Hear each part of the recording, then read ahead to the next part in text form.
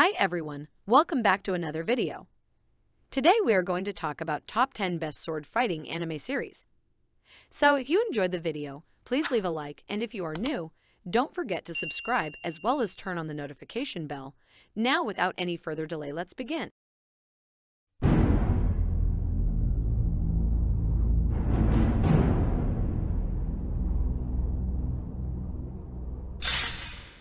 Number 10. Sword of the Stranger.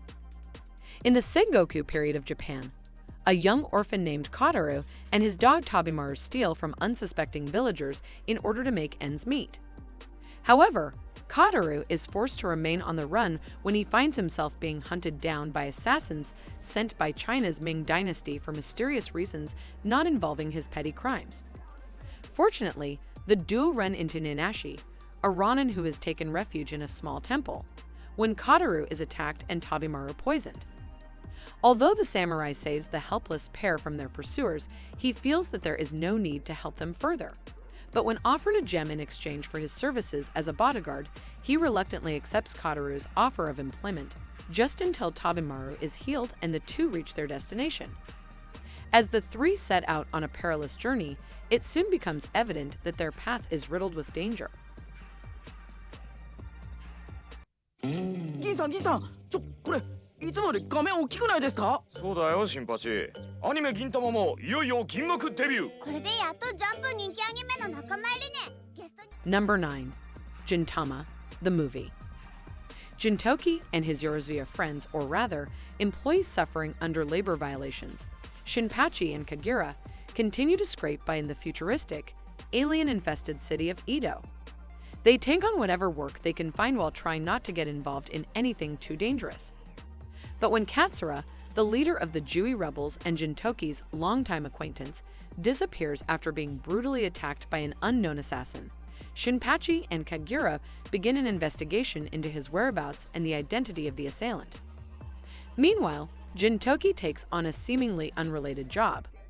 The blacksmith Tetsuya requests that Jin recover a strange and powerful sword called the Benizakura, which was recently stolen. As the two investigations gradually intersect, the Yorozuya crew find themselves in the midst of a major conspiracy that hinges on the sinister nature of the Benizakura sword. Jintoki resolves to take the fight directly to the enemy headquarters.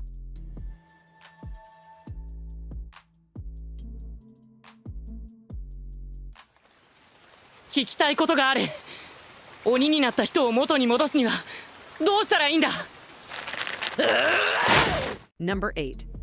Demon Slayer, Kaimsu no Yaiba. Ever since the death of his father, the burden of supporting the family has fallen upon Tanjiro Kamato's shoulders. Though living impoverished on a remote mountain, the Kamato family are able to enjoy a relatively peaceful and happy life. One day, Tanjiro decides to go down to the local village to make a little money selling charcoal. On his way back, night falls, forcing Tanjiro to take shelter in the house of a strange man, who warns him of the existence of flesh-eating demons that lurk in the woods at night. When he finally arrives back home the next day, he is met with a horrifying sight. His whole family has been slaughtered. Worse still, the sole survivor is his sister Nezuko, who has been turned into a bloodthirsty demon. Consumed by rage and hatred, Tanjiro swears to avenge his family and stay by his only remaining sibling. Alongside the mysterious group calling themselves the Demon Slayer Corps, Tanjiro will do whatever it.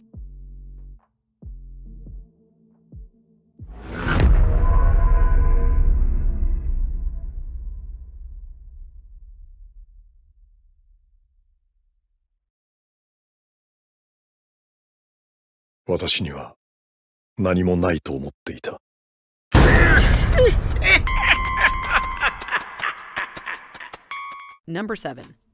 Ninja Batman. At Arkham Asylum, Batman clashes with Gorilla Grodd while trying to destroy Grodd's newest invention, the Quake engine. Amidst the chaos, the engine activates, and the entire asylum suddenly vanishes into thin air, Batman along with it. Once the dust settles, Batman finds himself standing in the middle of an unfamiliar road. He soon realizes that he is no longer in Gotham City, but instead in feudal Japan.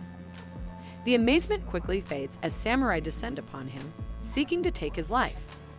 Later on, Batman's investigation leads him to discover that the one responsible for the kill order is none other than his arch-nemesis, the Joker.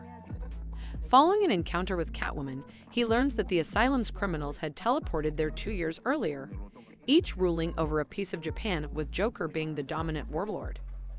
In order to return home, Batman must reactivate the Quake engine situated in the remnants of the asylum, now known as Arkham Castle.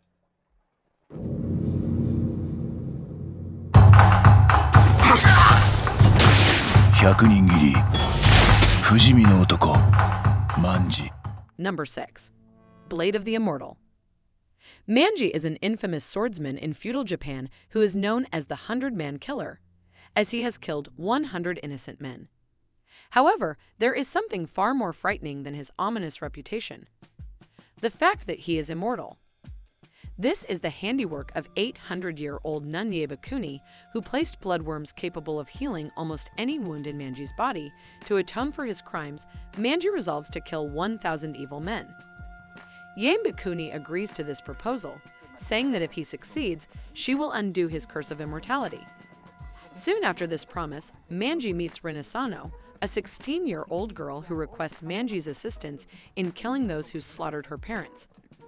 Initially reluctant, Manji refuses Rin's desperate plea. However, owing to her evident lack of strength, Manji changes his mind and agrees to protect Rin for 4 years. With this partnership set in stone, the two embark on a perilous journey of bloodshed.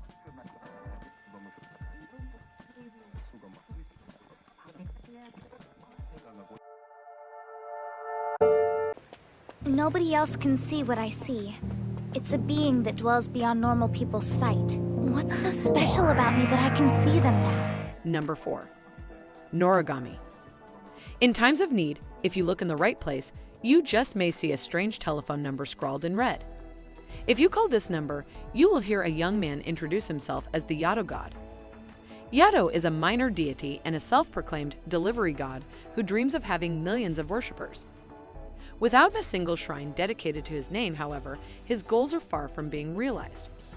He spends his days doing odd jobs for 5 yen apiece until his weapon partner becomes fed up with her useless master and deserts him. Just as things seem to be looking grim for the god, his fortune changes when a middle school girl, Hiyori Iki, supposedly saves Yado from a car accident, taking the hit for him. Remarkably, she survives, but the event has caused her soul to become loose and hence able to leave her body. Hiyori demands that Yado return her to normal, but upon learning that he needs a new partner to do so, reluctantly agrees to help him find one.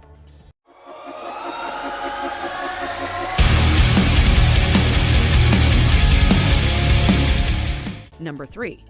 Mushiba-jiu. In feudal Japan, the people of Edo are under siege by giant insects that ravage the land.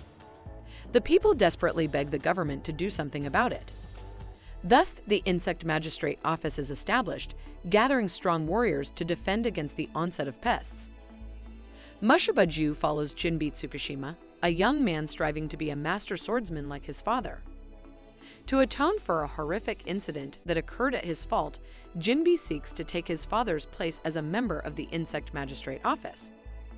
On his journey there, he meets the lovely Haru, a young woman who helps manage her family's tea house and is forced to put his sword to good use in saving her from a grisly fate. This act of bravery that earns him a spot in the Insect Magistrate. Will this rookie exterminator be able to rid the land of the horde of insects swarming in? In the beginning, each man had his reasons for joining, but no matter the motive. Number 2. Samurai 7. In the far distant future, on a planet that might have been called Earth, there was a war between samurai who mechanized their bodies. After the long war, people enjoyed a modest peace, facing starvation and abductions at the hands of fearsome mechanized bandits. Nabisari, the farmers of Kana village, make the dangerous choice to hire samurai for protection. The village water priestess, Karara, her younger sister, Kamachi, and a heartbroken villager, Rikichi, set off to hire willing samurai with nothing to offer but rice from their meager harvests. Through dangerous encounters and a bit of luck, 7 samurai of varying specialties and experience are gathered for an epic battle against the bandits and the merchants that influence them. Samurai 7 is based loosely upon Kurosawa Akira's famous movie Seven Samurai, Shichinin no Samurai.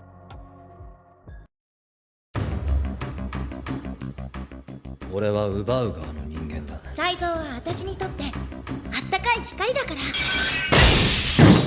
真田の領地汚すやつ許さ。 Number 1. Brave 10. Izanami, a young priestess of Izumo, is forced to watch as a group of evil ninja burn her temple to the ground and slaughter the people within, leaving her no choice but to flee into the forest to escape the same fate. By chance, she stumbles upon Seizu Kirigakure, a masterless ninja from the Iga school. The two travel to Yuta Castle to ask Yukimura Sanada for help. Izanami's possession of a strange and devastating power is revealed, and Sanada readily agrees to help her, gathering 10 brave warriors to Izanami's side. Thus begins Brave 10, a story set in the Warring States period. It follows Seizu and Izanami's journey throughout the war-laden lands in search of brave warriors to serve under Yukimura's banner, each possessing powerful skills of their own. They'll have to travel far and wide, all while trying to fend off those who would chase after the dark power that she possesses to make it their own. That's it for today's video. I hope you like it, and please don't forget to leave a like and subscribe the channel. If you are new, remember to hit the notification button for any more upcoming videos.